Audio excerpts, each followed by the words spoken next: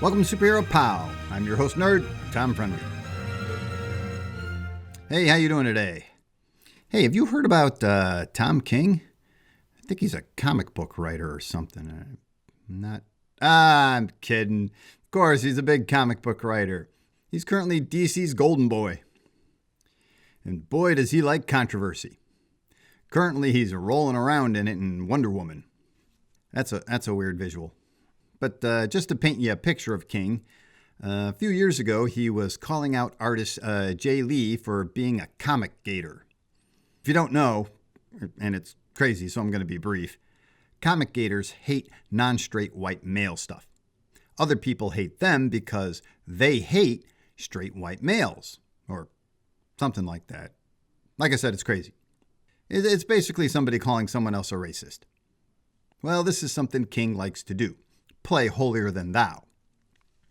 Unfortunately, the whole comic book industry came to Lee's defense and Tom had to apologize.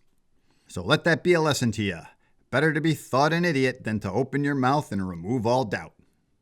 So now King is working on Wonder Woman and writing stories about and with villains who have extreme, crazy social ideology.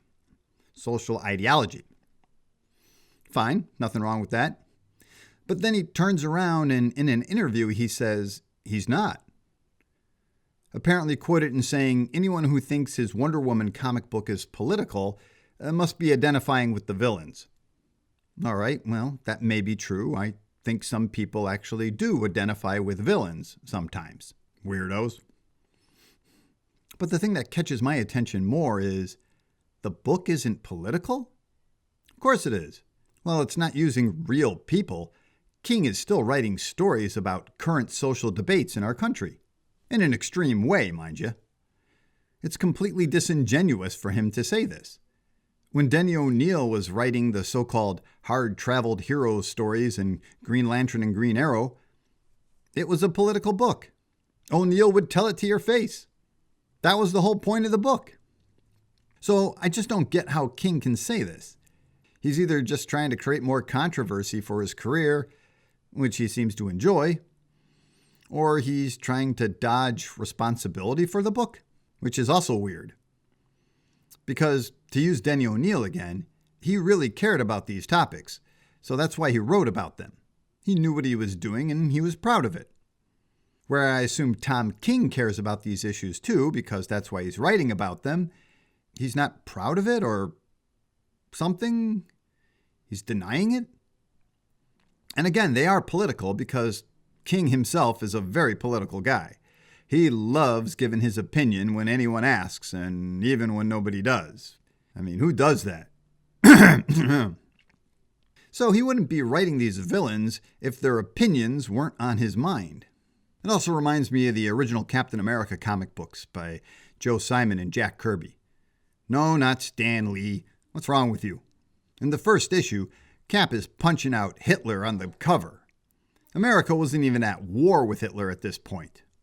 That was a very political comic book about something Simon and Kirby were passionate about, and they never denied it. So, I don't know. Is Tom King just trying to gaslight everyone? Another pre-World War II reference there. This makes me think about politics and comic books in general, too.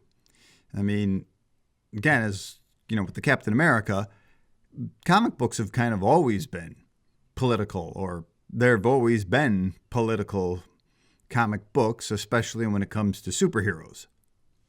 So I also find it disingenuous when, I see readers complaining online that, keep politics out of my comic books. I don't read comic books to read politics. They've never done it before. It shouldn't belong in comic books. And it's like, it's always been in comic books. Look at Captain America. Look at the Green Lantern, Green Arrow book. Heck, Captain America is almost always involved in some kind of politics because he's always dealing with the government. The original Secret Empire storyline. Not the crazy one where they turned Captain America into a Nazi. I know people like to say, no, we didn't turn Captain America into a Nazi. He was turned into a Hydra. Hydras are Nazis. In fact, they're probably worse. So I don't know how that's an improvement. I even go further that I think it's even good and important to have politics to a certain degree in comic books. Now, they shouldn't go into the pure philosophy or the pure definition of politics, I suppose, which is, shouldn't get into political parties. I don't think it's necessarily a good idea for comic book superheroes to say, hey, you should vote for this, maybe they should say you should vote for things. Just in the simple things of, I think most superheroes are pro-welfare. I suppose to get a pinch political myself, I remember when a celebrity was being interviewed on a radio show, and he said that, nobody helped him out. When he was on unemployment, who was helping him out? You were on unemployment, sir. So I think most superheroes would be, pro-welfare in that degree.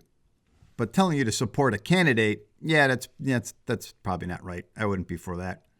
But having their opinions obviously colored by the writer's opinion of what the character believes is a proper society, let's face it, superheroes are, even in their concept, are showing you that they have an opinion about how society should be run. Batman put on a mask to beat the bejesus out of a bunch of criminals because clearly he thinks the government's not doing a good job of it. Can't get more political than that. And with Wonder Woman, her creation was very political as well. The creator of Wonder Woman did it to show boys that women could be a positive force. That's pretty darn political too. So I think comic books have kind of always been political, and I don't think there's really anything wrong with that. So it makes me even question Tom King even more. Perhaps in his mind, he's viewing everything as black and white. If you disagree with my opinion, you don't have a dissenting opinion, you're just wrong. Suppose that's what he could be thinking about. I'm probably spending too much time thinking about this, but as a creator myself, I always find it surprising when an artist refuses to admit the intentions of their work. Or the flip side, claim intentions that were clearly not there. Like the X-Men didn't start off as a social commentary book about minorities. Just read the first few issues. But what do you think? Do you think Tom King is writing Wonder Woman with or without political overtones? Is he trying to gaslight readers or critics, I suppose? I sure don't know what's going on in his head, or even mine at times. Anyway, thanks for listening and watching, and if you can be so kind to like, subscribe, and notify, and I'll keep talking. Take care of yourself out there.